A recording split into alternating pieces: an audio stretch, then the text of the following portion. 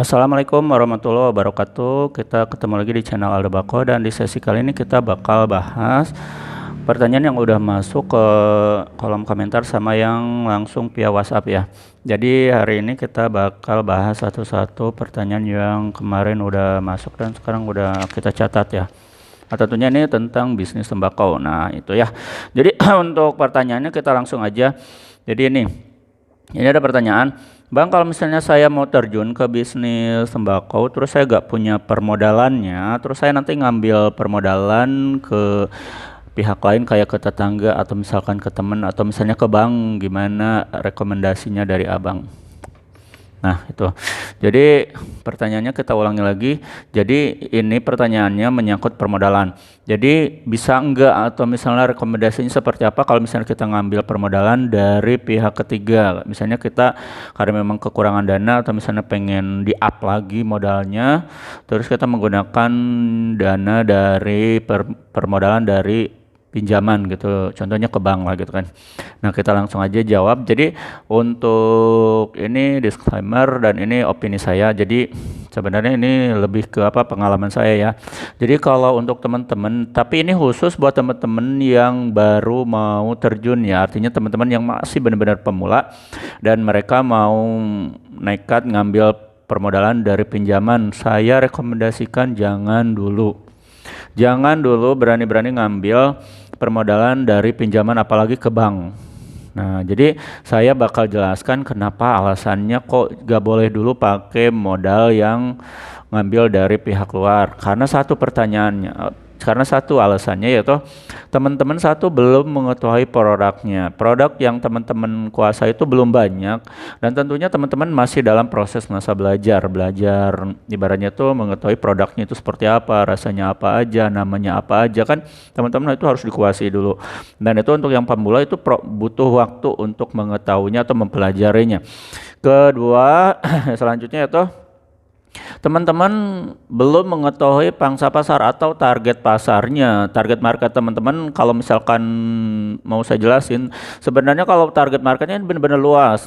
Jadi bayangin aja dari satu rumah ada nggak yang nggak ngonsumsi produk ini? Pasti ada saat nggak ada yang namanya itu nggak ngonsumsi, pasti paling diibaratkan dalam satu rumah satu orang dua orang mungkin nggak ngonsumsi, tapi rata-rata per rumah pasti ngonsumsi yang namanya produk ini. Dan saya yakin jika dikalkulatifkan ke apa misalnya satu wilayah, satu kampung, satu desa, satu kecamatan itu pasti luas banget. Apalagi ini cakupannya kalau produk kita itu udah nyebar, udah didistribusi ke seluruh Indonesia, ini cakupannya luas banget. Jadi intinya kalau untuk dari pangsa pasar atau target marketnya itu benar-benar luas. Tapi beda lagi masalahnya kalau untuk yang pemula. Jadi ini kalau diterapkan ke lapangan itu bakalan beda lagi kalau untuk yang pemula, karena yang pemula biasanya belum tahu dulu target marketnya. Biasanya mereka itu ini harus dijual ke siapa. Nah, itu kan makanya fungsi sebenarnya dari tugas utama dari pemula itu yaitu mencari dulu atau survei dulu. Ini kira-kira produk kita yang mau beli itu siapa aja. Nah, itu perlu disurvei seminggu, 2 minggu atau mungkin 1 bulan ya maksimal. Nah, dicari dulu teman-teman, dipromosikan dulu siapa yang mau apa produk kita itu, harusnya seperti itu.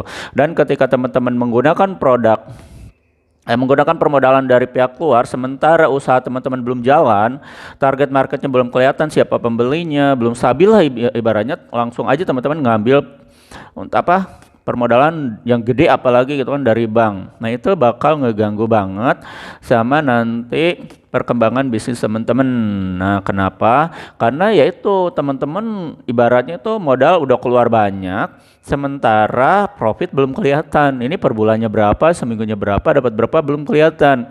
Ketika belum kelihatan, nah sementara tiap bulan teman-teman harus mungkin bayar itu namanya tuh cicilan. Nah, di sini mungkin bakal ada titik berat lebih ke bagian itu cicilan, sementara pemasukan sama pengeluaran itu masih, kalau diibaratkan itu bakal gede pengeluaran karena nanti ada cicilan yang harus dibayar. Nah, itu seperti itu kenapa alasannya gak boleh pakai dana dari pinjaman dulu. Nah, mungkin kalau misalnya pinjam ke orang tua gimana ya, mungkin bisa-bisa aja gitu kan.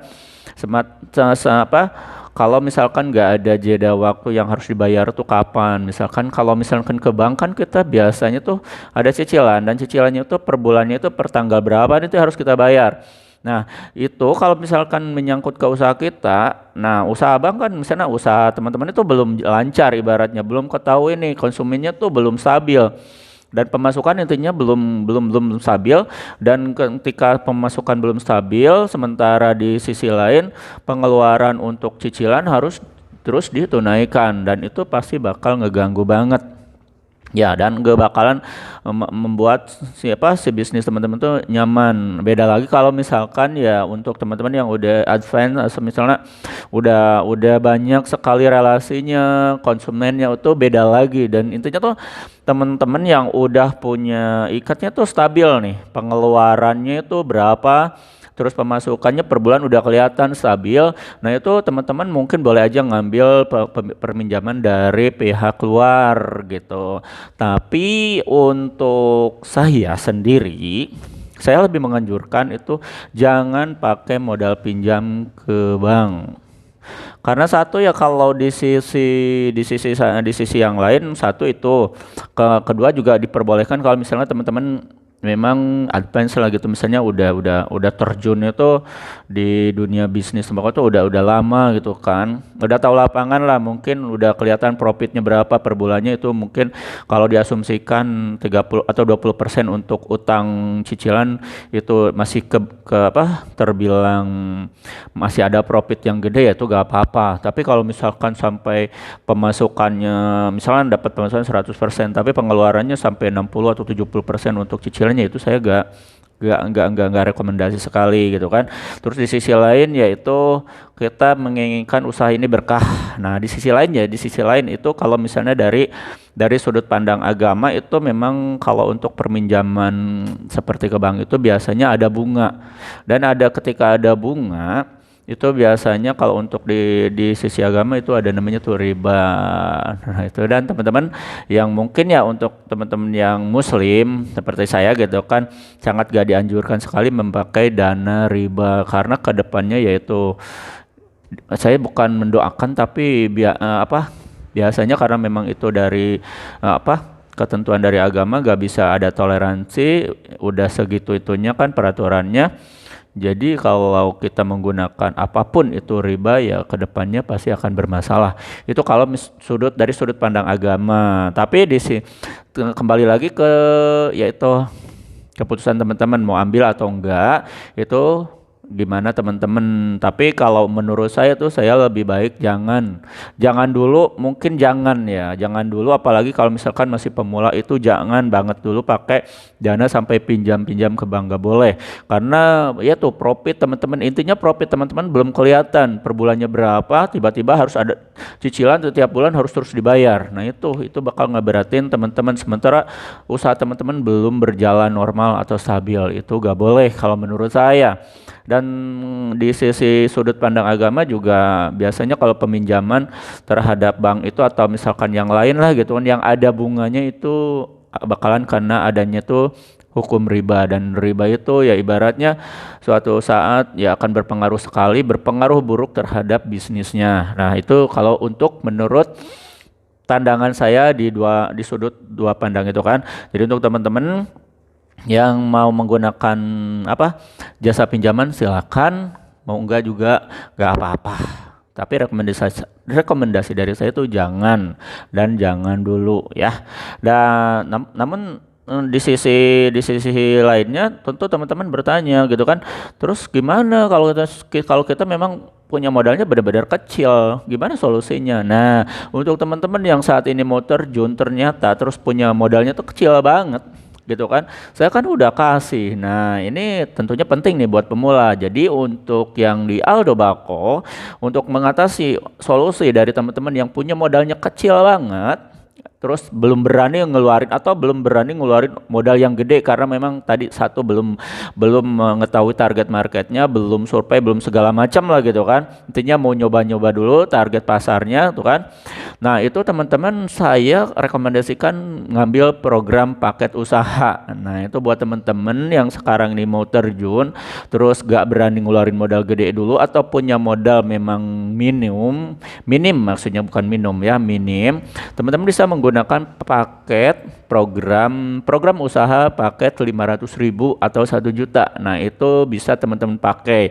Dan untuk kelengkapannya apa aja paket 500.000 itu sudah saya bahas di video sebelumnya. Jadi teman-teman tinggal keluar dari video ini, nanti scroll ke bawah, nanti ada paket 500.000 sama 1 juta.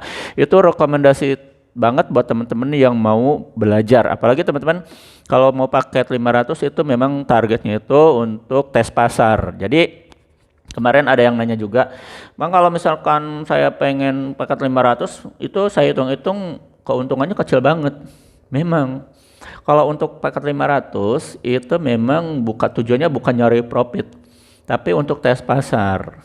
Nah, gitu kan.